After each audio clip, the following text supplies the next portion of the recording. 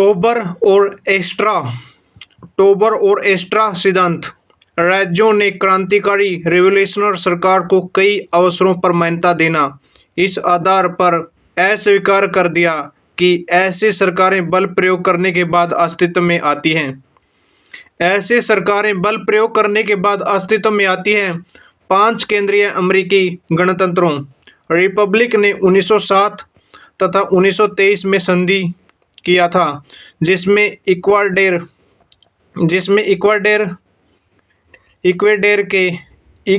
के विदेश मंत्री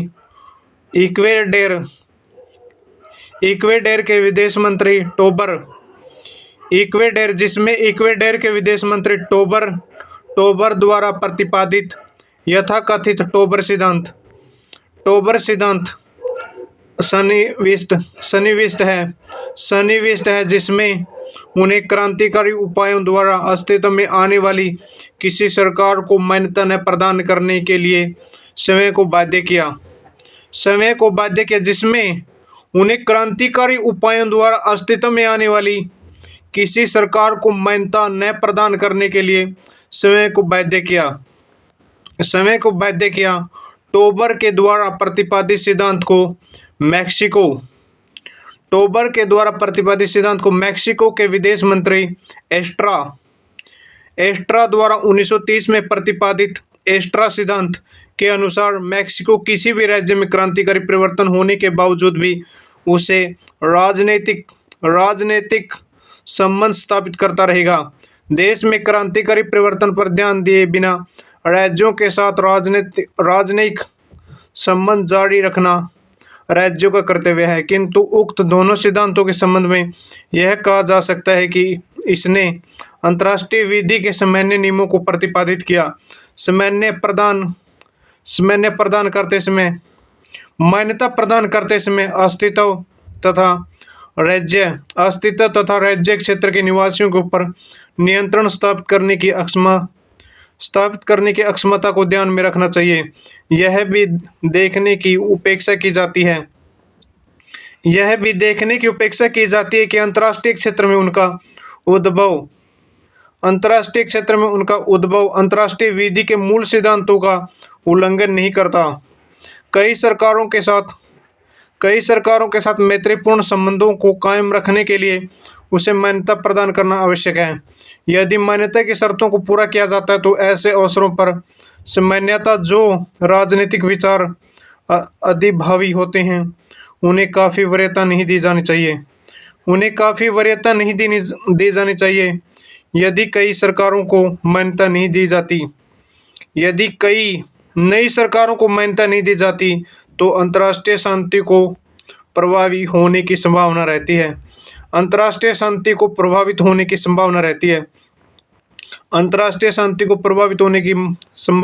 है। युद्ध स्थिति को मान्यता, रिकग्नाइजेशन ऑफ द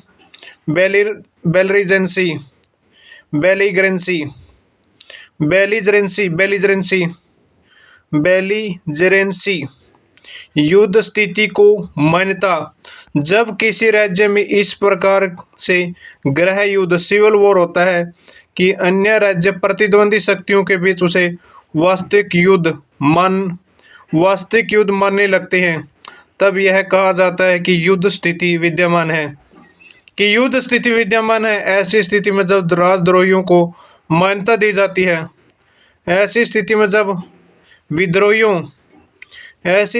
जब विद्रोहियों को मान्यता दी जाती है, तब इसे युद्ध स्थिति की मान्यता के रूप में जाना जाता है। युद्ध स्थिति की मान्यता प्रदर्शित करता है कि मान्यता देने वाला राज्य यह समझता है कि विद्रोही अपने कब्जे के राज्य क्षेत्र पर प्राधिकार प्रयोग करने की स्थिति में है। स्टॉक के अनुसार अन्य राज्यों द्वारा युद्ध स्थिति को मान्यता देने के पूर्व कतिपय स्थितियों की विद्यमानता पर ध्यान देना चाहिए। यह है प्रथम, युद्ध स्थिति सामान्य प्रकृति की होनी चाहिए। इसे राज्य के केवल एक भाग तक सीमित नहीं होना चाहिए। दूसरे शब्दों में इसे पूर्णतः स्थानीय प्रकृति का नहीं होना चाहिए। दूसरे विद्रोहियों या राजद्रोहियों का राज्य क्षेत्र के पर्याप्त भाग पर नियंत्रण होना चाहिए। यह तत्व इस अनुमान को नैनोचित ठहराता है कि प्रतिद्वंदी शक्ति का प्रतिनिधित्व काफी व्यापक है। तीसरे, दोनों पक्षों को युद्ध विधि के नियमों को मानना चाहिए। तथा चौथे, विद्रोहियों का समुचित कमांडर के अधीन संगठित बल होना चाहिए। यदि विद्रोहियों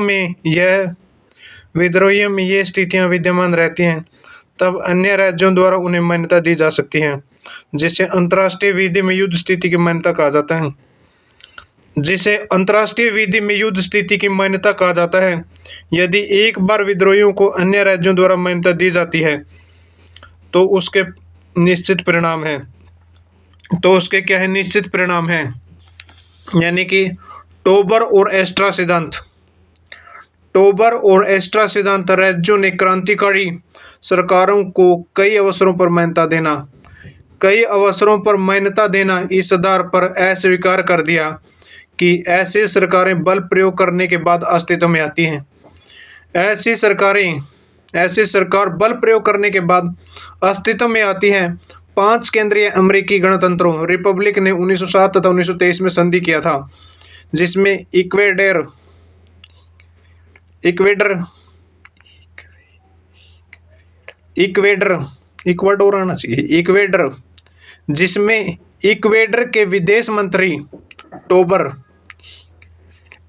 के विदेश मंत्री टोबर द्वारा प्रतिपादित यथाकथित टोबर सिद्धांत सन्निविष्ट है, जिसमें उन्होंने क्रांतिकारी उपायों द्वारा अस्तित्व में आने वाली किसी सरकार को मान्यता न प्रदान करने के लिए समय को बाध्य किया। टोबर के द्वारा प्रतिपादित सिद्धांत को मैक्सिको के विदेश मंत्री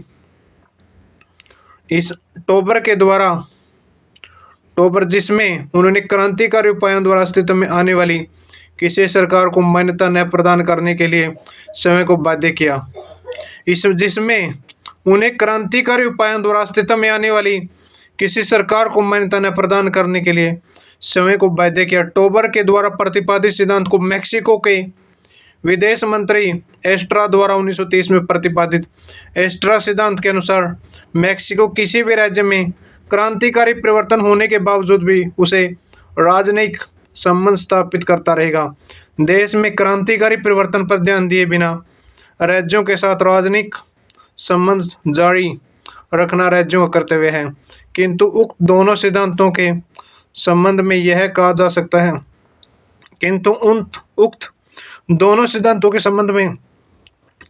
सकता है कि किसने अंतर्राष्ट्रीय विधि के सामान्य नियमों को प्रतिपादित किया। उक्त दोनों सिद्धांतों के संबंध में यह कहा जा सकता है कि किसने अंतर्राष्ट्रीय विधि के सामान्य नियमों को प्रतिपादित किया। मान्यता प्रदान करते समय स्थायित्व तथा राज्य क्षेत्र के निवासियों को पर नियंत्रण स्थापित करने की क्षमता को ध्यान में रखना चाहिए। यह भी देखने की अपेक्षा की जाती है कि अंतर्राष्ट्रीय क्षेत्र में उनका उद्भव अंतर्राष्ट्रीय विधि के मूल सिद्धांतों का उल्लंघन नहीं करता। नई सरकार के साथ मैत्रीपूर्ण संबंधों को कायम रखने के लिए उसे मान्यता प्रदान करना आवश्यक है। यदि मान्यता की शर्तों को पूरा किया जाता है, ऐसे अवसरों पर सामान्यतः जो राजनीतिक विचार अधिभावी होते हैं, उन्हें काफी वरीयता नहीं दी जानी चाहिए।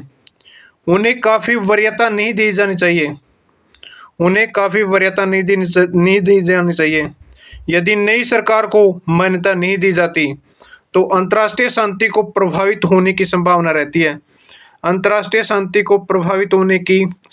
रहती है। युद्ध स्थिति को मान्यता रिकग्नाइजेशन ऑफ द बेलिजरेंसी जब किसी राज्य में इस प्रकार से गृह युद्ध सिविल वॉर होता है कि अन्य राज्य प्रतिद्वंदी शक्तियों के बीच उसे वास्तविक युद्ध मानने लगते हैं, तब यह कहा जाता है कि युद्ध स्थिति विद्यमान है। ऐसी स्थिति में जब विद्रोहियों को मान्यता दी जाती है, तब इसे युद्ध स्थिति की मान्यता के रूप में जाना जाता है। युद्ध स्थिति की मान्यता प्रदर्शित करता है कि मान्यता देने वाला राज्य यह समझता है कि विद्रोही अपने कब्जे के राज्य क्षेत्र पर प्राधिकार प्रयोग करने की स्थिति में है। स्टोक के अनुसार अन्य राज्यों द्वारा युद्ध स्थिति को मान्यता देने के पूर्व कतिपय स्थितियों की विद्यमानता पर ध्यान देना चाहिए। यह प्रथम युद्ध स्थिति सामान्य प्रकृति की होनी चाहिए। इसे राज्य के केवल एक भाग तक सीमित नहीं होना चाहिए। दूसरे शब्दों में इसे पूर्णतः स्थानीय प्रकृति का नहीं होना चाहिए। दूसरे विद्रोहियों या राजद्रोहियों का राज्य क्षेत्र के पर्याप्त भाग पर नियंत्रण होना चाहिए। यह तत्व इस अनुमान को न्यायोचित ठहराता है कि प्रतिद्वंदी शक्तियों का प्रतिनिधित्व काफी व्यापक है। प्रतिद्वंदी शक्तियों का प्रतिनिधित्व काफी व्यापक है। तीसरे, दोनों पक्षों को युद्ध विधि के नियमों को मानना चाहिए तथा चौथे, विद्रोहियों का समुचित कमांडर के दिन संगठित बल होना चाहिए। यदि विद्रोहियों में ये स्थितियां विद्यमान रहती है तब अन्य राज्यों द्वारा उन्हें मान्यता दी जा सकती है, जिसे अंतर्राष्ट्रीय विधि में युद्ध स्थिति की मान्यता कहा जाता है। युद्ध स्थिति की मान्यता कहा जाता है यानी कि टोबर और एस्ट्रा सिद्धांत। टोबर और एस्ट्रा सिद्धांत राज्यों ने क्रांतिकारी हो गया रेवोल्यूशनरी सरकार को कई अवसरों पर मान्यता देना इस आधार पर अस्वीकार कर दिया। राज्यों ने क्रांतिकारी सरकार को कई अवसरों पर मान्यता देना इस आधार पर अस्वीकार कर दिया कि ऐसी सरकार बल प्रयोग करने के बाद अस्तित्व में आती है। 5 केंद्रीय अमेरिकी गणतंत्रों रिपब्लिक्स ने 1907 से 1923 में संधि किया था, जिसमें इक्वाडोर के विदेश मंत्री टोबर द्वारा प्रतिपादित यथाकथित टोबर सिद्धांत सन्निविष्ट है, जिसमें उन्होंने क्रांतिकारी उपायों द्वारा अस्तित्व में आने वाली किसी सरकार को मान्यता न प्रदान करने के लिए समय को बाध्य किया। जिसमें उन्हें क्रांतिकारी उपायों द्वारा अस्तित्व में आने वाली किसी सरकार को मान्यता न प्रदान करने के लिए समय को बाध्य किया। जिसमें उन्हें क्रांतिकारी उपायों द्वारा अस्तित्व में आने वाली किसी सरकार को मान्यता न प्रदान करने के लिए समय को बाध्य किया। टोबर के द्वारा प्रतिपादित सिद्धांत को मैक्सिको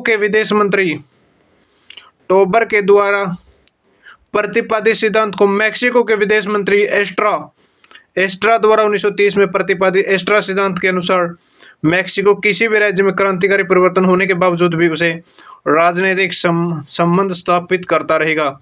एस्ट्रा सिद्धांत के अनुसार मैक्सिको किसी भी राज्य में क्रांतिकारी परिवर्तन होने के बावजूद उसे राजनीतिक संबंध स्थापित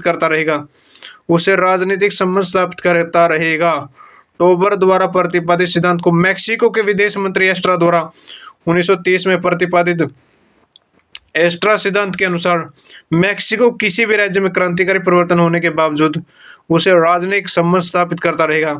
देश में क्रांतिकारी परिवर्तन पर ध्यान दिए बिना राज्यों के साथ राजनीतिक संबंध जारी रखना राज्यों का कर्तव्य है, किंतु उक्त दोनों सिद्धांतों के संबंध में यह कहा जा सकता है कि इसने अंतर्राष्ट्रीय विधि के सामान्य नियमों को प्रतिपादित किया। मान्यता प्रदान करते समय अस्तित्व तथा राज्य क्षेत्र के निवासियों के ऊपर नियंत्रण स्थापित करने की अक्षमता को ध्यान में रखना चाहिए। यह भी देखने की अपेक्षा की जाती है कि अंतर्राष्ट्रीय क्षेत्र में उनका उद्भव अंतर्राष्ट्रीय विधि के मूल सिद्धांतों का उल्लंघन नहीं करता। कई सरकारों के साथ मैत्रीपूर्ण संबंधों को कायम रखने के लिए उसे मान्यता प्रदान करना आवश्यक है। यदि मान्यता की शर्तों को पूरा किया जाता है, ऐसे अवसरों पर सामान्यतः जो राजनीतिक विचार अधिभावी होते हैं उन्हें काफी वरीयता नहीं दी जानी चाहिए। यदि कई सरकारों को मान्यता नहीं दी जाती तो अंतर्राष्ट्रीय शांति को प्रभावित होने की संभावना रहती है। अंतर्राष्ट्रीय शांति को प्रभावित होने की संभावना रहती